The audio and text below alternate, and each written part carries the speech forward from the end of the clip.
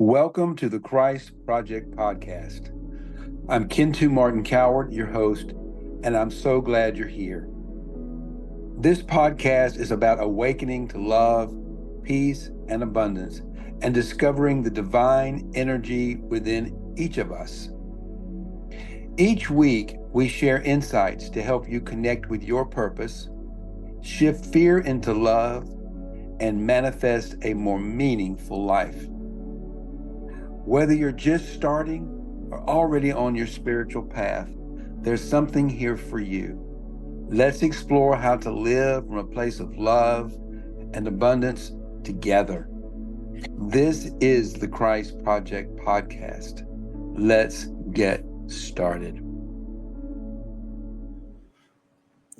Good morning and welcome to today's episode of the Christ Project Podcast.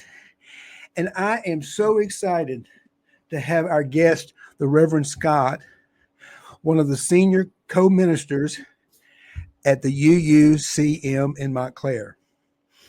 And in this episode, we're going to delve into the exile, the historical exile of Jesus the Christ through the Nicene Creed, a dogmatic belief structure created in 325 AD to align Christianity with the political goals of Emperor Constantine and the Roman Empire. And we're going to see how relevant that is today. So I'm so excited because Reverend Scott is going to bring his unique perspective as a pastor, a theologian, and a music producer to discuss how we can reclaim these teachings in a way that resonates with people who may have been traumatized by the dogmatic Christian belief structure, like myself. Many people, including me, were traumatized. So what we want to talk about today is how do we get people through the trauma and get the message back? Because there was such valuable wisdom in the teachings of Jesus of Nazareth. So that's what we're going to talk about today. So welcome to the show, Reverend Scott. And the way I like to get started is to ask you a question. Mm-hmm. It's a two-part question. What did you love to do the most when you were a little boy growing up? And how does that, what you loved to do as a little boy, informed you to the man that you are today? Mm-hmm. And how it got you here on this program today? Mm-hmm. So kind of have an understanding of who you are and how you got here. Certainly, I come from a large family. I grew up in Baltimore City and then later in suburban Baltimore. And I was in a neighborhood that was relatively new. It had lots of kids my age growing up. So we love to get everybody together to play sports or to do things together. So I've always had a notion that it's so much easier and more fun to do good things when you have folks around to share the journey, both the challenges and the joys, but also that you also can do a lot more good when you have more people around you. So I know that has a lot to do with why I was drawn to religious community in the first place, and how I ended up really seeing leading religious community as a calling, because we're so much more powerful together than we are alone. But of course, it's important that people were gathering around us too, right? We need to be aligned, and we need to be, reliable and accountable to one another. And that requires, the covenantal relationship that religious community provides. Right. You said something I thought very interesting right there. One of the things about the UU community that I have found coming from a dogmatic religious background, mm-hmm. most recently the Episcopal Church in the last 12 months, I'm finding UU, which is the difference is we are a community of a covenant. Why don't you explain to the world the difference between being a community that comes together as a place of covenant and agreement versus a community that comes together based on a certain dogmatic belief system? Certainly. So, I think the biggest mistake that most people make about congregational structure in life is that belief is that community is primarily about belief, but really faith is more about our covenant, our promises of how we're going to be with one another and how we're going to be accountable to one another. So covenants come from ancient practices. The earliest ones we know are in the ancient Near East, sort of east of what is today Israel. And those covenants were sort of like contracts among people that this is how we're going to be in relationship. I'm going to give you this, you're going to give me this in return, and if somehow we're not holding up our end of the bargain, then we have a way to try and restore the covenant.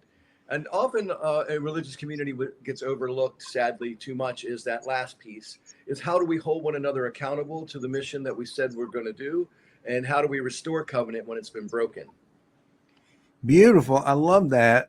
And for me, finding you guys at UUCM has been such a welcoming experience for me, because there is no belief system. And I, as a longtime Christian mystic, have had a real problem with the Nicene Creed, because it is the exact opposite of what Jesus taught us. He did not teach us to go out and create a church and worship him. He taught us to love each other and love one another. And so to me, the creed got us all off on the wrong foot in the first place. And I also believe everything is divinely orchestrated. So we had to go through that. Yeah. For some reason, for the last 250, however many years, since 325 AD, that's a lot longer than that, almost 2,000 years. I'd love to hear a little bit now about hear your talk about the Nicene Creed and the impact it had, give us a little historical understanding. And I'm going to try to add it from a Christian mystical perspective, some of the influence it's had on me. Okay. So why don't you start with just some historical information about how that creedal, that religion, Christianity, got centered around some type of dogmatic creed. Yeah, and so if you look at the history of faith throughout the ages, there were lots of religious belief systems in ancient times gathered around sort of common myths and understandings.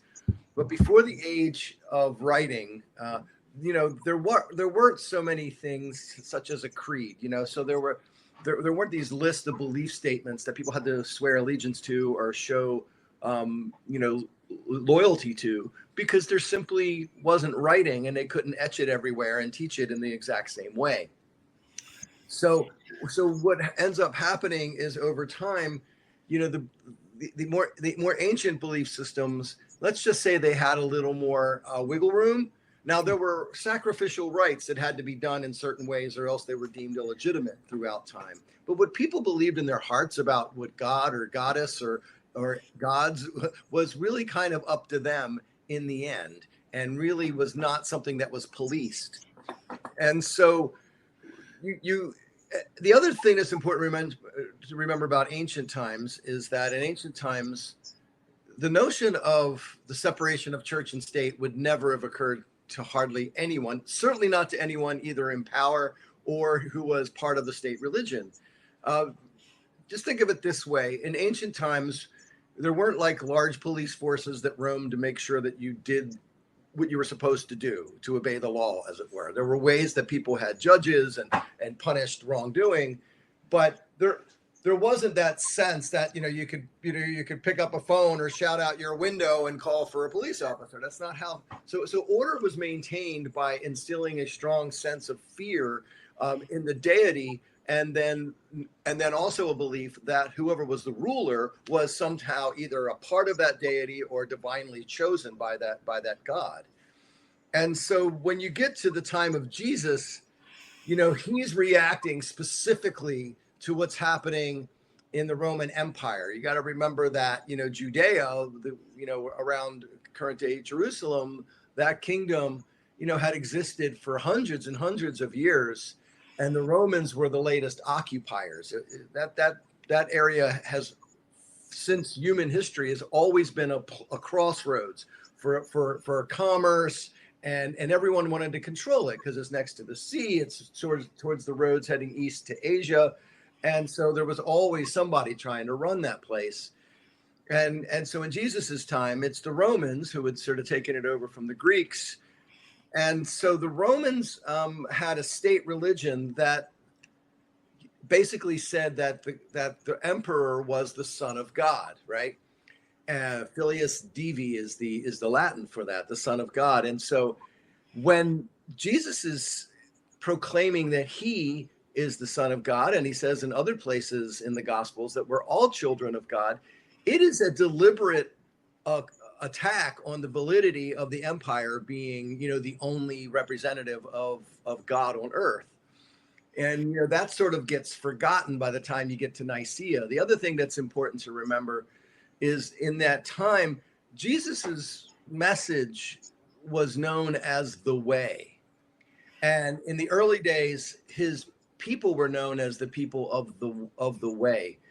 So, one of the things I like to remind a lot of folks, especially, more doctrinaire-minded Christians, is that, Jesus wasn't a Christian. I mean, he was a Jew trying to reform the religion that he knew.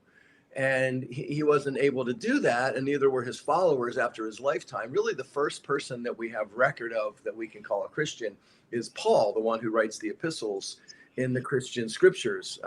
And so he was trying to show a different way of living, a way of authenticity, a way of having some kind of agreement between our deepest values and the actions and effects of our lives.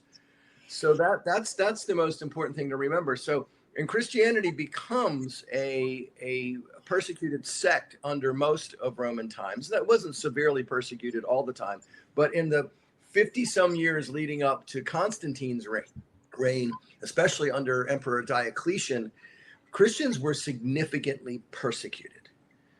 And for whatever reason, we don't really know why, but when Constantine is going into battle, it's the Battle of the Milvian Bridge in 312, he claims he had a vision where he saw an image that said that if that Christ will help him win this battle. And he wakes up and saying, if we win today, I'm dedicating my life and the empire that I control to Christ.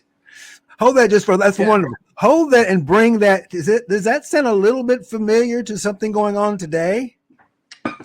Oh, that someone might have had a conversion or suggesting that, Jesus is on their side. I have no idea what you might be talking about. Kentu, would you like to share with the pretty people what you're referring to? Well, I think that's exactly the point of our conversation is we've got someone today who likes to dress up in fancy clothes and has claimed the fact that they are that Christ. And there's a whole religious people that kind of see these as coming back to save them. Well, there you go. I mean, people, tyrants have stolen the robes of righteousness throughout the ages and not just in Christian times. So, it hasn't happened much in our time. So we might be surprised by it. But historically, there's no surprise that people are suggesting that our president-elect may somehow be divinely chosen. That is squarely in the habit of history. And it's always been proven wrong before and, shall be proven wrong again coming forward. I completely agree. So I want to let you continue with your story about the history of the Nicene Creed, but I just wanted to throw that out there because it just seemed like this is what we're trying to do, is trying to bring something that happened 325 years ago into relevancy today. No, yeah. So that in 312, after he's victorious, Constantine officially ends the persecution of Christians. He doesn't really come out strongly as Christian because he's not sure. He's a politician. He wants to control the whole empire, not just the Eastern Empire and the Western Empire. He wants to unite the two empires again. And so he continues and eventually is successful and combines the empires in 324. And then he decides that he's going to make Christianity, the official religion of the empire. And so in order to do that, he has to call the bishops, because what happens is the way Christianity was being served in the West is different than it was being understood in the East. There weren't, it seems to us, like esoteric minor differences of opinion, like is Jesus actually in the host of the communion or not, or some of the, but to them it was the biggest deal in the world, right? And so they felt like they had to get this straight, because Constantine, being the emperor, is interested in order and is interested in being able to have, this is what Christianity is, so I can enforce it. So if you don't swear to me that you believe this, I can put you to the sword, basically, because he wants to be able to control the message. Right. And so that's in short why he calls these bishops. 300 of them show up, and a couple of them, have the significant scars of being persecuted just, 20 or more years before.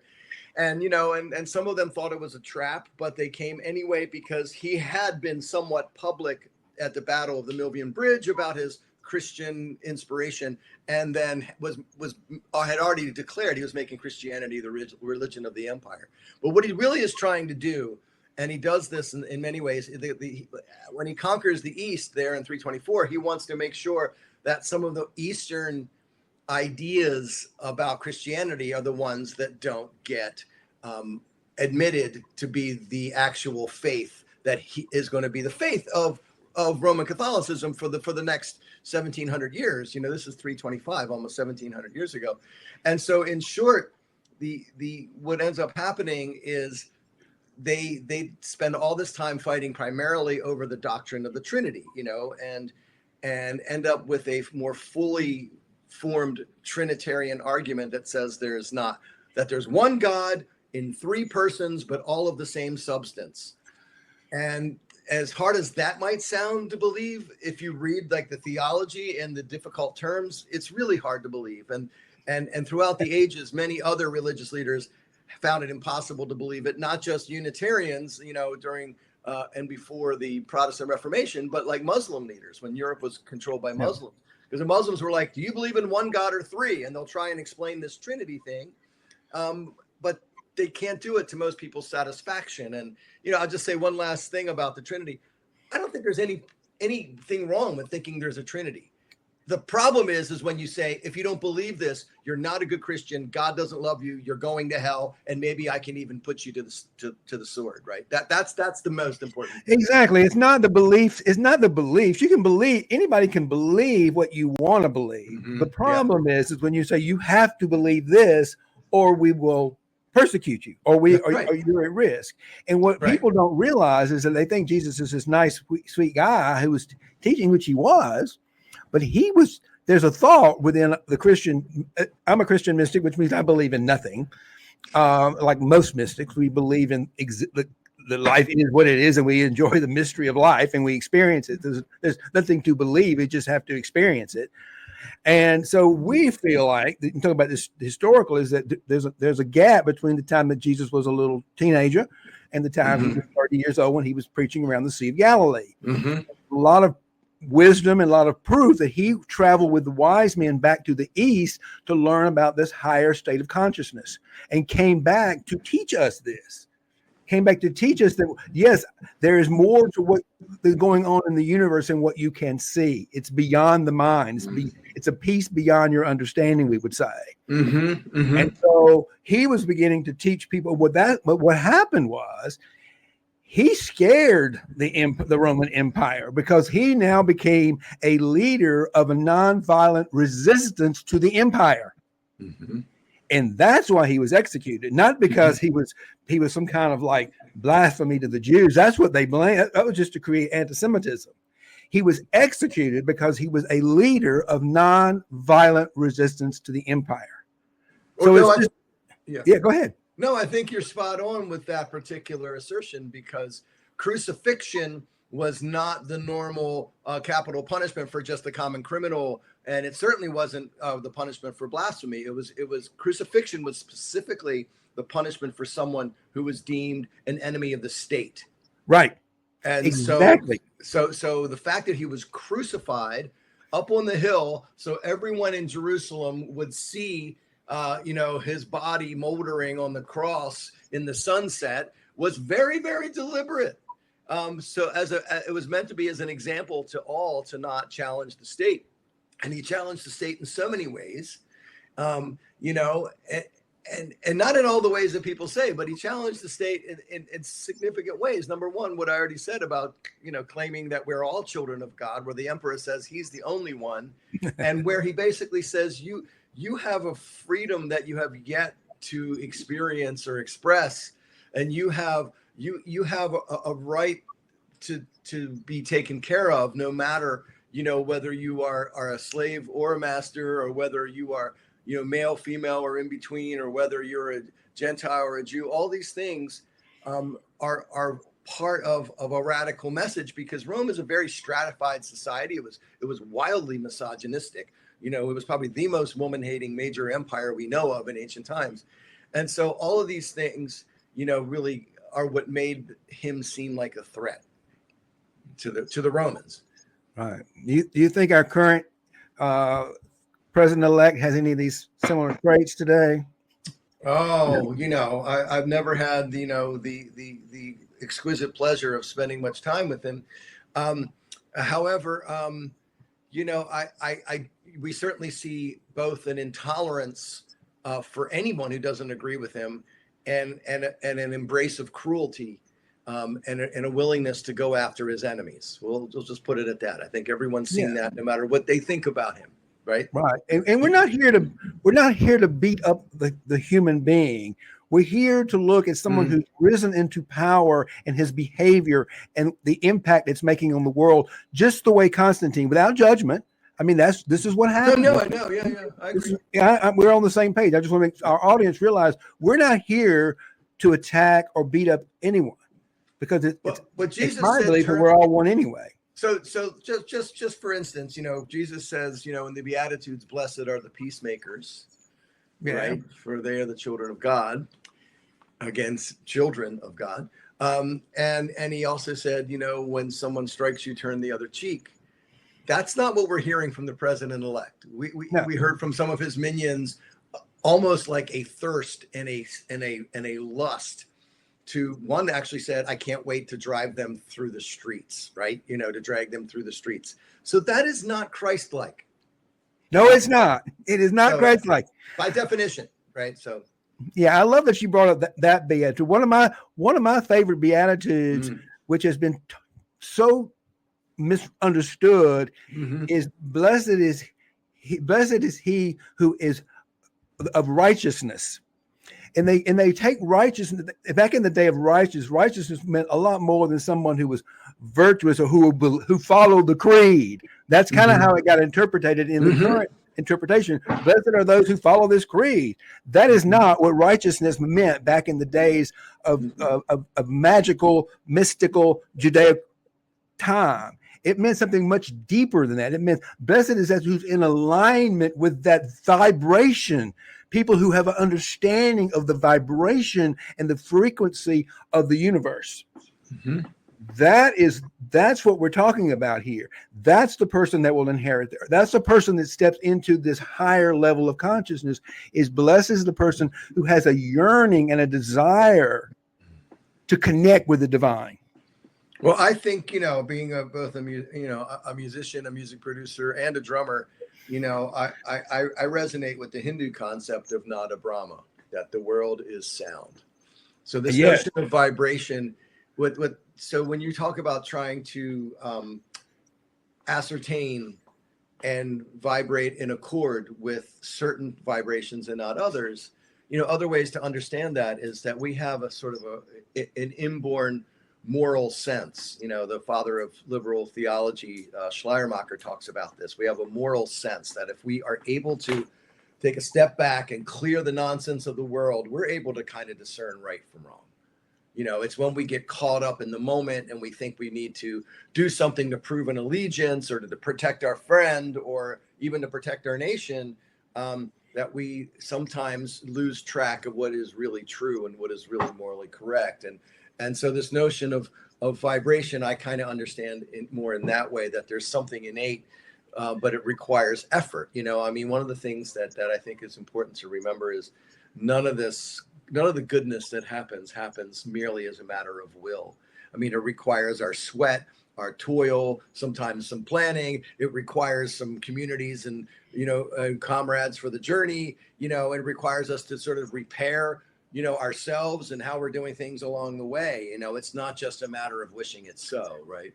Yeah, I think and this is something that I really liked about when I first joined UUCM is that I learned was one of the things different about us. We have to do our own work.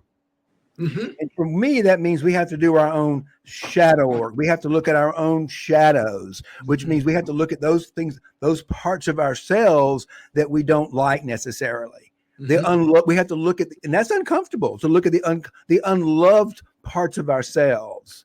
Yeah. And I think that's what we need to be doing in the world right now is we instead of pointing our fingers at others and calling them unlovable, you have to tip into a higher level of consciousness that says, no, it's not about other. There is no other. It's how are we showing up and where are we doing our work individually in what I call shadow work to love the parts of ourselves we deem unlovable. I don't like to use that word unlovable because it implies that someone's lovable and someone's not. Everybody, every human being, every life it is all lovable. And that's our work, to learn to love both the unlovable parts of ourselves and when we do that, we are able to love the unloved part of other people. Mm-hmm. Sure, I understand that. And often the self-work is harder. That's why people turn outward, right? They don't want to confront their own darkness or their own complicity or their own, need to atone, so they don't go there. They turn it around. It's like, what's wrong isn't me. And they quickly turn it around, and project. Right. So we see that all the time. I can't remember who said it, but a famous theologian said, we hate the things in others that we most hate in ourselves. Exactly. That's exactly it. That is the core of shadow work. I've been doing it for 20 something years with the Mankind Project. That is, what is shadow work? It's just learning to love and accept all the parts of ourselves so we can become whole. Because when we accept all the parts of ourselves as we are, then we can accept the world as it is, and we become more loving, more involved human. We want to be. I mean, I'm like you. I want to be involved in this evolutionary process. I feel very fortunate to be alive today with my wisdom, my knowledge to help us navigate through these dark times. I hear you. People need to spend more time, nurturing themselves.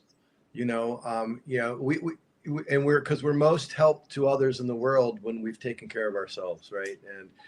And some people get self-absorbed in that, and they can't stop only looking at the darkness, and I think there comes a lot of depression and self-loathing. But I think we need to find healthier ways for us to do our own self-inventory, our own self-work.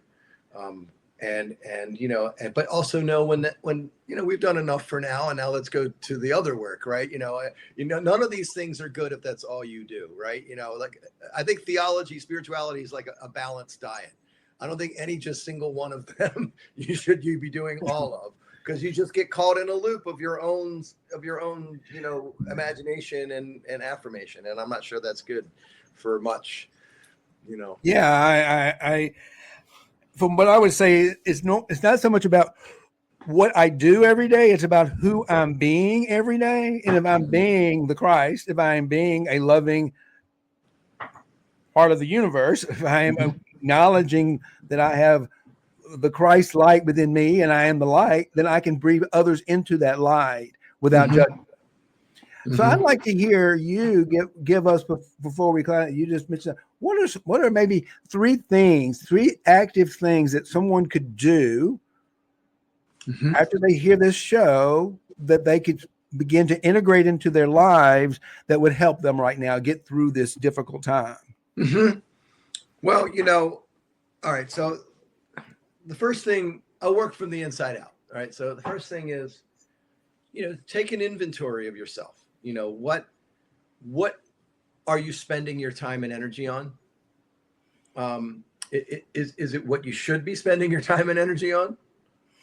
Um, it's sort of like a spiritual audit. Think about what your core values are, and are you actually spending time living into them, right? And if not, find ways you can just do that more. None of us can live our value every minute, of our waking hours, but just see if you can do that some more. Take some inventory, make sure you're not spending time on stuff that drags you down, giving energy and power to people that are just going to tear you apart, or engaging stuff. For me, it's social media. I don't do social media because it just rips away at my mind and my heart. So I don't need it. I've never needed it, and I don't use it. Number two, I would say make sure that you're engaged in some activity that the community needs, and however you define the community, whether it's a congregation or the street you live on or some group that you care about, but some embodied activity that gives you some sense of fulfillment and achievement, but that also is helping to build the world that should be. And the other thing I would say is find, and maybe I should have had this as second, right? Find a community and gather frequently. It's so easy to believe all kinds of things if all we're doing is staying home alone and looking at our screens for whatever somebody's posted in the last 5 minutes. So put your screens down. Find a group of people that has some kind of values that align with your values, and find a way for you to be engaged with them. I mean, that's the beauty of congregational life when it's done well, and we're focused on living our values, and we're not getting distracted by fake fights, right?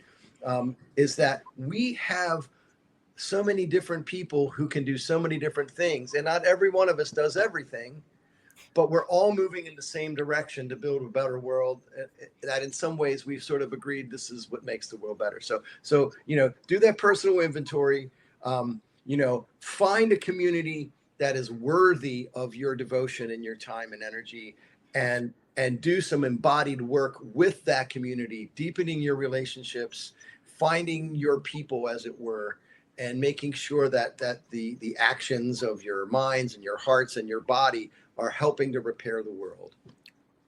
I love that. And I'm going to tell you now, I'm going to respond with what I'm doing. And I'm doing all those things.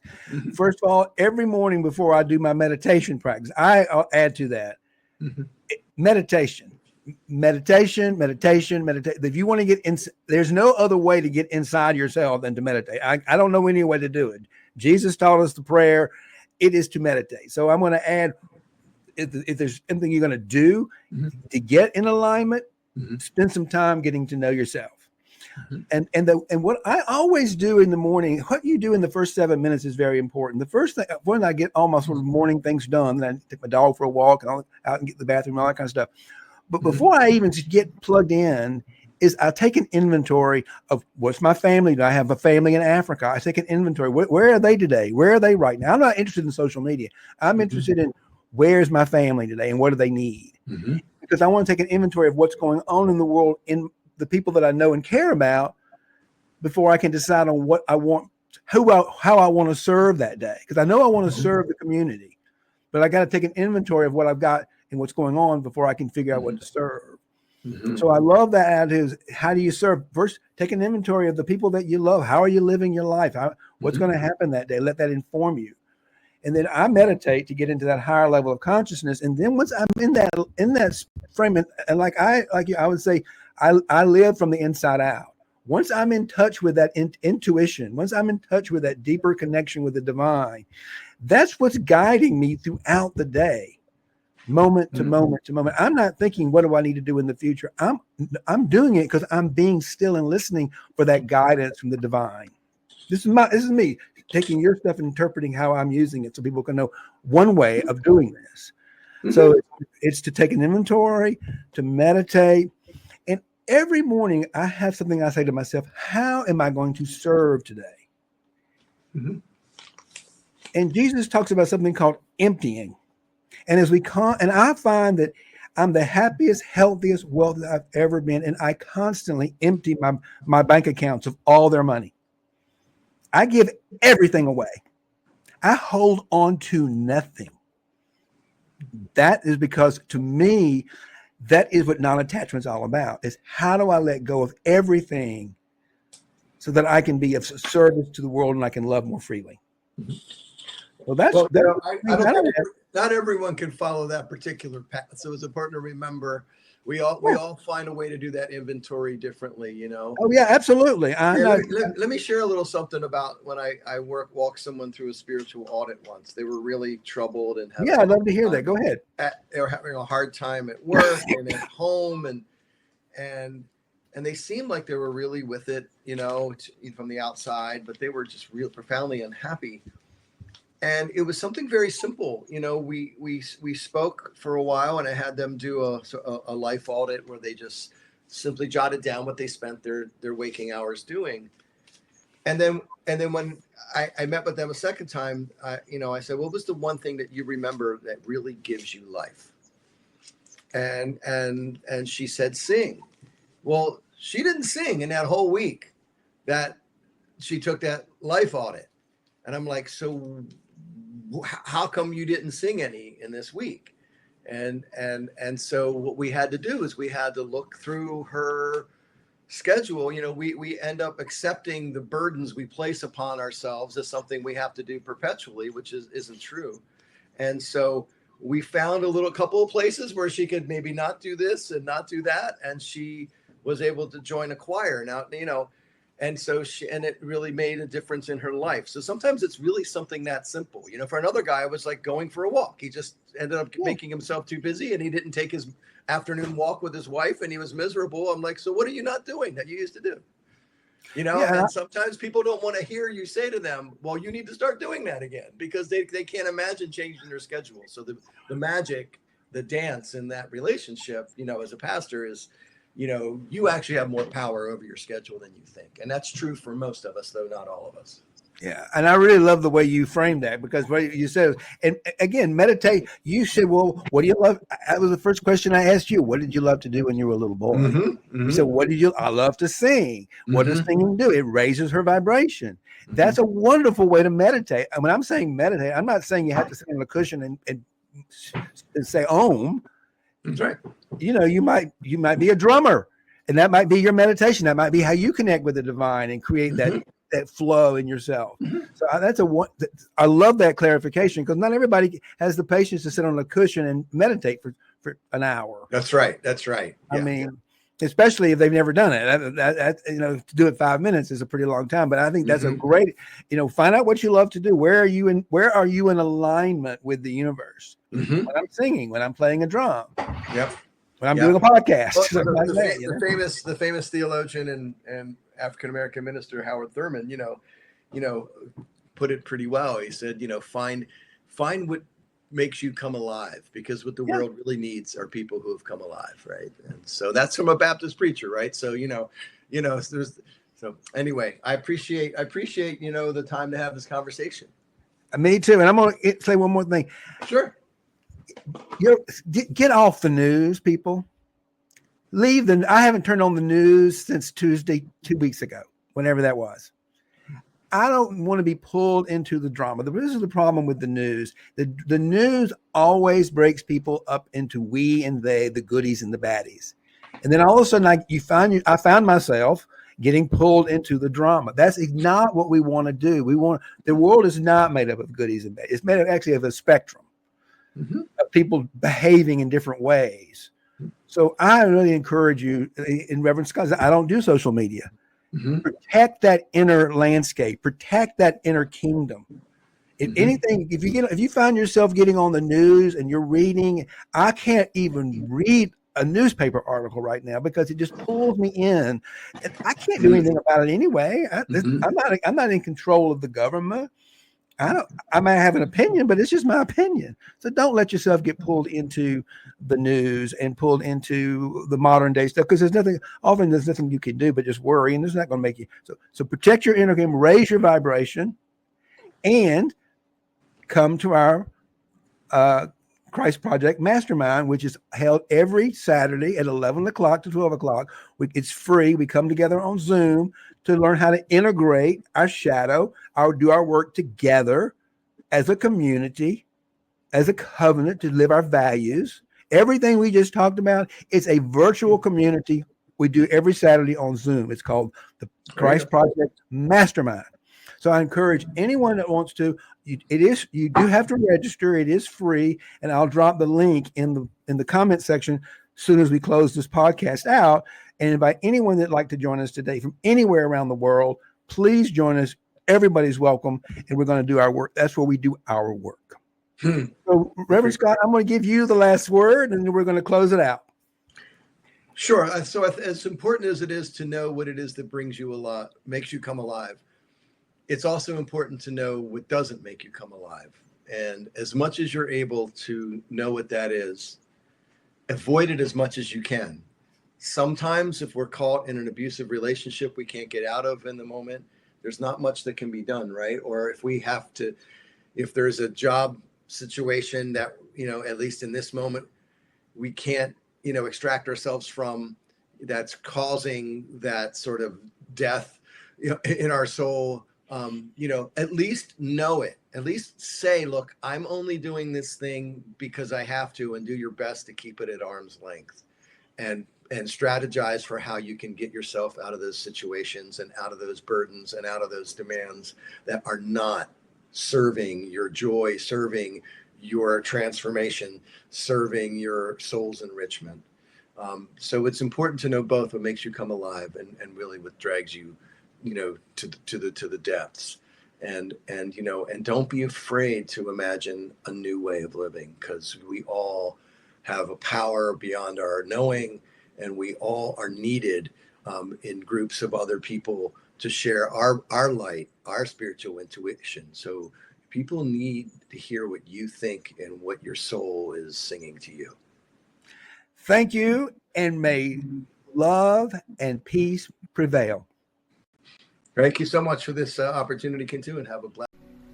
Thank you so much for listening to today's episode of the Christ Project Podcast. I'm truly grateful for your time and presence. Your feedback means the world to us, so please let us know what you like, what we can improve, and most importantly, what topics you'd love to hear about in future episodes. Drop your thoughts in the comment section. I'm excited to hear from you. And if you have a story to share about your experience of living in Christ consciousness, I'd love to hear it. You can email me directly with your story, and who knows, you might even join me as a guest on the podcast. Finally, remember that generosity is a key to unlocking the gate to living in Christ consciousness. When we give freely, we align ourselves with love and abundance. We kindly ask for your support in helping us continue the important work of the Diamond Mind Academy, an established 501c3 organization dedicated to empowering marginalized Africans, including LGBTQ individuals, by providing a safe and supportive environment where they can learn, grow, and achieve their full potential. You can make a real difference by contributing through our website, www.diamondmindacademy.org. That's www.diamondmindacademy.org. Every bit helps, and we are deeply grateful for your generosity. Thank you again for tuning in, and I look forward to seeing you next week. Until then, live with love, peace, and prosperity.